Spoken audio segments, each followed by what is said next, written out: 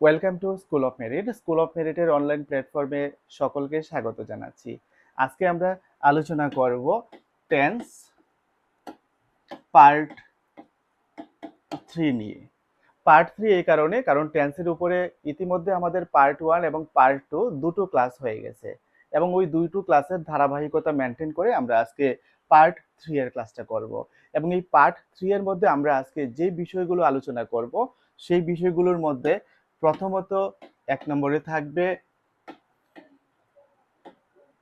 Present perfect tense এবং 2 নম্বরে থাকবে present perfect continuous tense.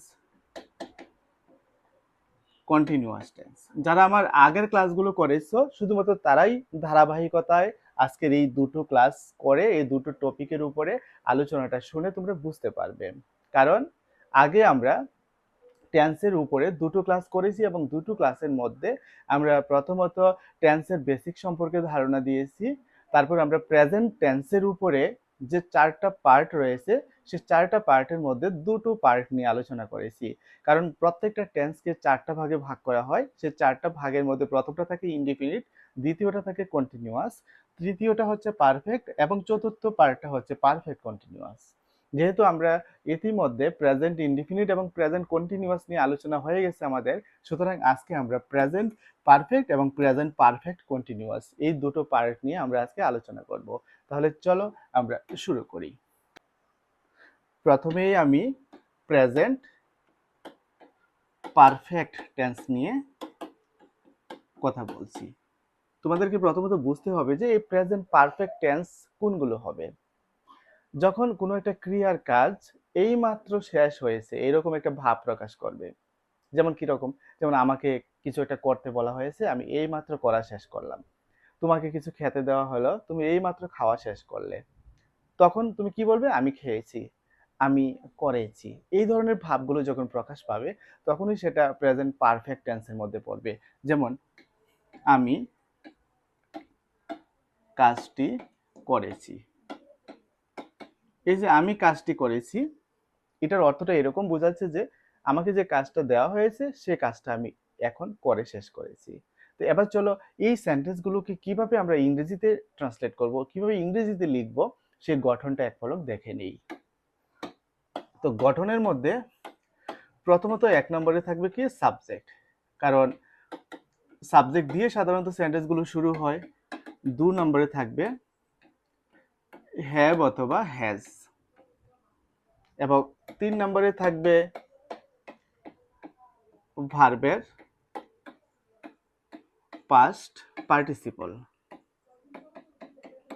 Past participle মানে হচ্ছে ভার্বের যে 3টা ফর্ম থাকে, প্রেজেন্ট ফর্ম, পাস্ট ফর্ম এবং থার্ড ফর্মটা যেটা হচ্ছে পাস্ট পার্টিসিপল ফর্ম, ওই পাস্ট পার্টিসিপল ফর্মটাই আমাদেরকে লিখতে হবে এবং 4 নম্বরে লিখতে হবে আমাদের অবজেক্ট। এই হচ্ছে সাধারণত প্রেজেন্ট পারফেক্ট টেন্সের গঠনটা। তো এবার চলো এই গঠনটা অ্যাপ্লাই করে আমরা সেন্টেন্সগুলোকে কিভাবে ইংরেজিতে ট্রান্সলেশন করব। যেমন আমি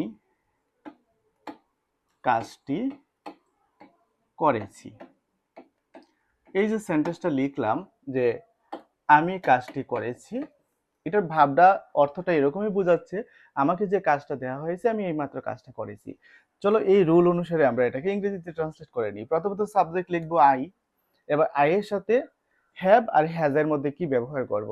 আগে তোমরা জানো একমাত্র থার্ড পারসন সিঙ্গুলার নাম্বারের ক্ষেত্রে আমরা হ্যাজ ব্যবহার করি, আর বাকি সব ক্ষেত্রে কিন্তু আমাদেরকে হ্যাভ ব্যবহার করতে হয়।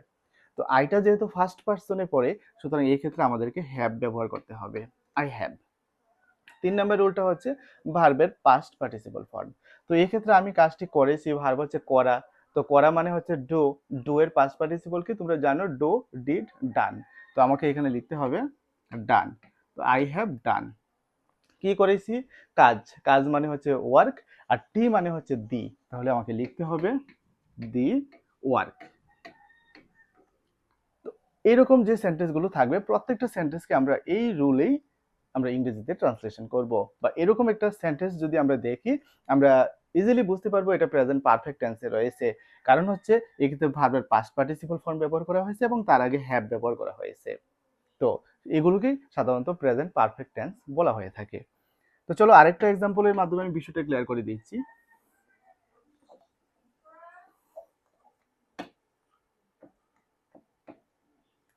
সে ভাত খেয়েছে, তাকে ভাত খেতে দেওয়া হয়েছে এবং সে ভাত খেয়েছে, তাহলে আমাকে লিখতে হবে সি। এবার সি এর সাথে আমার হ্যাভ হবে না হ্যাজ হবে সেটাকে আমার লিখতে হবে। তাহলে সি এর সাথে অবভিয়াসলি আমাদের হ্যাজ হবে, যেহেতু সিটা থার্ড পারসন সিঙ্গুলার নাম্বার। তাহলে সি হ্যাজ খেয়েছে, খাওয়া মানে হচ্ছে ইট, ইটের পাস্ট পার্টিসিপল হচ্ছে ইটেন। কি খেয়েছে? ভাত, ভাত মানে হচ্ছে রাইস। আশা করি বুঝতে পেরেছো কোন সেন্টেন্সগুলো প্রেজেন্ট পারফেক্ট টেন্সের মধ্যে পড়বে। আমি আবারও বলছি, যেই সেন্টেন্সগুলোর মধ্যে ভার্বের অর্থটা এরকম বোঝাবে যে কোনো কাজ করাটা এইমাত্র শেষ হয়েছে, সেক্ষেত্রে এগুলোকে আমাদের কি করতে হবে? প্রেজেন্ট পারফেক্ট টেন্সের মধ্যে ফেলতে হবে। তো এবার চলো আমরা 4 নম্বর যে পার্টটা রয়েছে, সেই 4 নম্বর পার্টটা হচ্ছে প্রেজেন্ট পারফেক্ট কন্টিনিউয়াস। তো প্রেজেন্ট পারফেক্ট কন্টিনিউয়াস সাধারণত ওই সেন্টেন্সগুলোই হবে যে সেন্টেন্সগুলোতে এরকম একটা ভাব বা অর্থ প্রকাশ পাবে যে কোনো একটা কাজ অতীতে শুরু হয়েছে, বর্তমানে চলছে। অর্থাৎ কাজের শুরুটা হবে অতীত, কিন্তু বর্তমানে সেটা কি? চলমান। অতীতে শুরু, বর্তমানে চলমান। কোন ধরনের? যেমন এক্সাম্পল হিসেবে, আমি সকাল থেকে কাজটি করছি, আমি গতকাল থেকে এটা করছি, আমি 3 দিন ধরে জ্বরে ভুগছি। এই প্রত্যেকটা সেন্টেন্সে দেখো এরকম একটা অ্যাকশন বোঝায় যে আগে শুরু হয়েছে এবং এখন পর্যন্ত সেটা চলছে। যেমন আমি 2 ঘন্টা ধরে ক্লাস করছি, তো এটাও অতীতে শুরু হয়েছে এবং বর্তমানেও চলছে। এই ধরনের ভাবগুলো যখন প্রকাশ পাবে তখনই সেটাকে আমরা প্রেজেন্ট পারফেক্ট কন্টিনিউয়াস টেন্সের মধ্যে আমরা ফেলবো। চলো এবার আমরা স্ট্রাকচারটা দেখে নিই গঠনের মধ্যে। প্রথমত 1 নম্বরে আমাদেরকে সাবজেক্ট ব্যবহার করতে হবে, 2 নম্বরে হ্যাভ বিন অথবা হ্যাজ বিন ব্যবহার করতে হবে, 3 নম্বরে ভার্বের সাথে আইএনজি যোগ করতে হবে এবং 4 নম্বরে অবজেক্ট লিখতে হবে। এই হচ্ছে আমাদের স্ট্রাকচার। এই স্ট্রাকচার অনুসারে যদি আমরা কোনো একটা সেন্টেন্স, যে সেন্টেন্সটা প্রেজেন্ট পারফেক্ট কন্টিনিউয়াসে পড়বে সেটাকে আমরা কিভাবে ইংরেজিতে ট্রান্সলেশন করব চলো দেখি। যেমন আমি সকাল থেকে কাজটি করছি। তো এক্ষেত্রে সাবজেক্টটা কি? এক্ষেত্রে সাবজেক্টটা হবে আই। এবার 2 নম্বর রুলটা কি? হ্যাভ বিন বা হ্যাজ বিন ব্যবহার করতে হবে। তো আইটা যেহেতু ফার্স্ট পারসন, সে পারসন মেনে আমাকে হ্যাভ বিন লিখতে হবে। হ্যাজ বিন আমরা শুধু মাত্র থার্ড পারসন সিঙ্গুলার নাম্বারের ক্ষেত্রে আমরা লিখে থাকি। তো আই হ্যাভ বিন। এবার করা, ভার্বটা হচ্ছে করা, করছি। তো করা ইংরেজি কি? ডু। তো ডু ভার্বের সাথে তোমাকে লিখতে হবে কি? আইএনজি যোগ করে ডুইং। কি করছি? কাজটি, দি ওয়ার্ক। এবার রয়েছে অবজেক্টে, যে সকাল থেকে, সকাল থেকে একটা নির্দিষ্ট সময় থেকে এরকম অর্থ যখন বোঝাবে সেক্ষেত্রে তোমাকে সিন্স ব্যবহার করতে হবে। সিন্স মর্নিং, যার অর্থই হচ্ছে আমি সকাল থেকে কাজটি করছি। এরকম ভাবে আরেকটা এক্সাম্পল দিলে তোমাদের ক্লিয়ার হয়ে যাবে।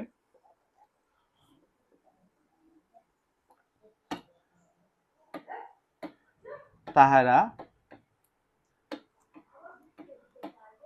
3 দিন ধরে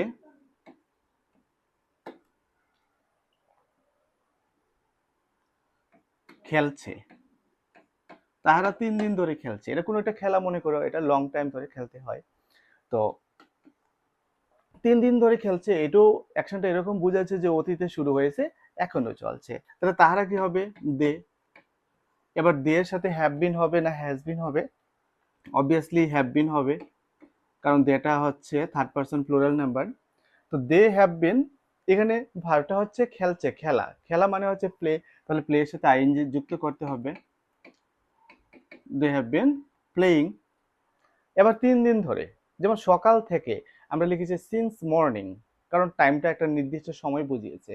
এবার 3 দিন ধরে, এটাতে কিন্তু সময়টা নির্দিষ্ট করে বুঝায়নি, সেক্ষেত্রে আমরা সিন্স ব্যবহার না করে আমরা ফর ব্যবহার করব। 3 দিন, 3 দিন মানে হচ্ছে 3 days। তো আশা করি বুঝতে পেরেছো। অর্থাৎ হ্যাভ বিন বা হ্যাজ বিন সাবজেক্টের পরপরই তোমাকে লিখতে হবে, আর মেইন ভার্বটার সাথে আইএনজি যুক্ত করতে হবে। এরপর সময়টা যদি একটা নির্দিষ্ট সময় বোঝায় সেক্ষেত্রে আমরা সিন্স ব্যবহার করব, আর যদি নির্দিষ্ট করে যদি সময়টা না বোঝায় সেক্ষেত্রে আমাদেরকে ফর ব্যবহার করে সময়টা মেনশন করতে হবে। তো এইভাবে আমরা প্রেজেন্ট পারফেক্ট কন্টিনিউয়াস টেন্সগুলোকে ইংরেজিতে এই গঠন বা স্ট্রাকচার অনুসারে আমরা ট্রান্সলেট করব বা গঠন করব। তো এই হচ্ছে মোটামুটি আমাদের প্রেজেন্ট টেন্সের অন্তর্গত প্রেজেন্ট ইনডিফিনিট কন্টিনিউয়াস পারফেক্ট এবং পারফেক্ট কন্টিনিউয়াস, যেগুলো বিশদভাবে আলোচনা করা হলো। এবার তোমাদের মাথায় এই বিষয়গুলো ঢুকাতে হবে, আর ঢুকানোর জন্য অবশ্যই একটা কম্পারিজন করতে হবে এই প্রত্যেকটা ভাগের উপরে। অর্থাৎ যে 4টা ভাগের কথা আমি বললাম, সে 4টা ভাগের উপরে আমি যদি 4টা সেন্টেন্স লিখি, যেমন হি গোজ টু স্কুল, কি লিখলাম? He goes to school. 2 number, he is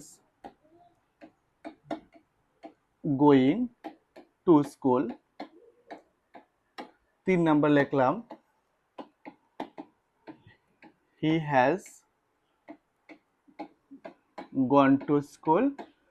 এবং 4 নাম্বার একটা সেন্টেন্স লিখলাম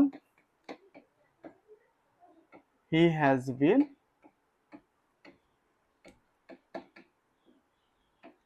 গোয়িং টু স্কুল। এক্ষেত্রে আমি 4টা সেন্টেন্স লিখলাম এবং 4টা সেন্টেন্সের মধ্যে প্রেজেন্ট টেন্সের 4টা ভাগ রয়েছে।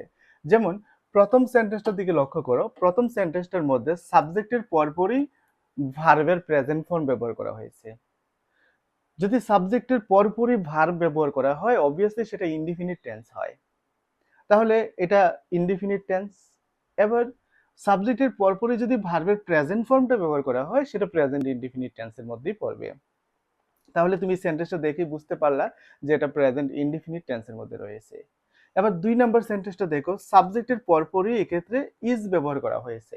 ইজ, এম অথবা আর, এই টু বি ভার্বগুলো যদি সাবজেক্টের পরপর ব্যবহার করা হয় আর ভার্বের সাথে যদি আইএনজি যোগ করা থাকে সেটা অবভিয়াসলি কন্টিনিউয়াস হবে। আবার কন্টিনিউয়াস তো দুটো, একটা হচ্ছে সিম্পল প্রেজেন্ট কন্টিনিউয়াস আর একটা প্রেজেন্ট পারফেক্ট কন্টিনিউয়াস। যেমন এখানে 4 নাম্বার সেন্টেন্সটা আমি পারফেক্ট কন্টিনিউয়াসে লিখেছি, এই ক্ষেত্রেও গোয়িং আছে, কিন্তু গোয়িং এর আগে দেখো হ্যাজ বিন আছে, আর এক্ষেত্রে গোয়িং এর আগে রয়েছে ইজ। যদি গোয়িং অর্থাৎ আইএনজি যুক্ত ভার্বের আগে ইজ এম আর থাকে সেটা শুধুমাত্র হবে প্রেজেন্ট কন্টিনিউয়াস, আর যদি আইএনজি যুক্ত ভার্বের আগে হ্যাভ বিন বা হ্যাজ বিন থাকে তখন সেটা হবে পারফেক্ট কন্টিনিউয়াস। আশা করি বুঝতে পেরেছো। তোমাদেরকে এটাই চিনতে হবে যে কোনটা কন্টিনিউয়াস আর কোনটা পারফেক্ট কন্টিনিউয়াস। এবার 3 নাম্বার সেন্টেন্সটা সাবজেক্টের পরপরই আমরা হ্যাজ ব্যবহার করেছি। যদি সাবজেক্টের পরপরই হ্যাজ ব্যবহার করা হয়, পরের সেন্টেন্সটাও তো হ্যাজ ব্যবহার করা হয়েছে কিন্তু হ্যাজের সাথে বিন আছে, আর 3 নাম্বার সেন্টেন্সে হ্যাজের পরে নেই, হ্যাজের পরপরই এখানে ভার্ব ব্যবহার করা হয়েছে এবং ভার্বের থার্ড ফর্ম অর্থাৎ পাস্ট পার্টিসিপল ফর্মটা ব্যবহার করা হয়েছে। আর এই পাস্ট পার্টিসিপল ফর্মটা একমাত্র পারফেক্ট টেন্সের মধ্যেই থাকে, অর্থাৎ প্রেজেন্ট পারফেক্ট টেন্স হচ্ছে এই 3 নম্বরের সেন্টেন্সটা, আর 4 নাম্বারটা হচ্ছে পারফেক্ট কন্টিনিউয়াস যেহেতু ভার্বের সাথে আইএনজি যুক্ত আছে। যদি হ্যাভ বা হ্যাজের পরে বিন থাকে, ভার্বের সাথে আইএনজি যুক্ত থাকে, সেটা হবে পারফেক্ট কন্টিনিউয়াস। আর যদি হ্যাভ বা হ্যাজের পরে বিন না থাকে, সরাসরি ভার্ব থাকে এবং ভার্বের থার্ড ফর্ম অর্থাৎ পাস্ট পার্টিসিপল ফর্ম থাকে, সেটা হবে কি? সেটা হবে পারফেক্ট টেন্স। আশা করি বুঝতে পেরেছো। এইভাবে সেন্টেন্স দেখে যদি তোমরা টেন্সটা আইডেন্টিফাই করতে পারো তাহলে তোমরা ইংরেজি গ্রামারের অন্যান্য যে পার্টগুলো রয়েছে প্রত্যেকটা পার্ট ভালোভাবে করতে পারবে। তুমি ন্যারেশন করতে পারবে, ভয়েস চেঞ্জ করতে পারবে, এরর আইডেন্টিফিকেশন করতে পারবে, সব করতে পারবে। সুতরাং আমাদের প্রথম কাজ হচ্ছে টেন্সগুলোকে চিনা, একটা সেন্টেন্স দেখেই বুঝতে পারো এটা কোন টেন্সের মধ্যে রয়েছে। আর এই টেন্সটা যদি তুমি বুঝতে পারো তুমি ইংরেজি লিখতে পারবে, ইংরেজিতে কথা বলতে পারবে এবং তুমি সঠিকভাবে এই ওয়ার্ডগুলোকে ইংরেজি সেন্টেন্সে ব্যবহার করতে পারবে। এই ছিল আমাদের আজকের আলোচনা। তো আজকের ক্লাস পর্যন্ত আমরা শিখতে পারলাম যে প্রেজেন্ট টেন্স এবং তার অন্তর্গত present indefinite, present continuous, present perfect এবং প্রেজেন্ট পারফেক্ট কন্টিনিউয়াস যে কোনো একটা সেন্টেন্স দেখলেই আমরা অনায়াসে বুঝতে পারবো এটা কোন টেন্সের মধ্যে রয়েছে, এবং যে কোনো একটা বাংলা বাক্য এটাকে আমরা সঠিক টেন্সে ফেলে ইংরেজিতে গঠন অনুসারে আমরা সেটা লিখতে পারবো। তাহলে পার্ট 4টা দেখার জন্য তোমাদের আমন্ত্রণ রইল। পার্ট 4-এ আমরা আলোচনা করব পাস্ট টেন্সের উপরে। এভাবে ধারাবাহিকভাবে আমরা সম্পূর্ণ টেন্সটা শেষ করব এবং টেন্সের উপরে আমাদের আর কোনো ডাউট বা কনফিউশন থাকবে না। তাহলে আজকের ক্লাস এখানে শেষ করছি। প্রত্যেকে ভালো থেকো, সুস্থ থাকো এবং টেন্সের পার্ট 4 অবশ্যই তোমরা দেখো।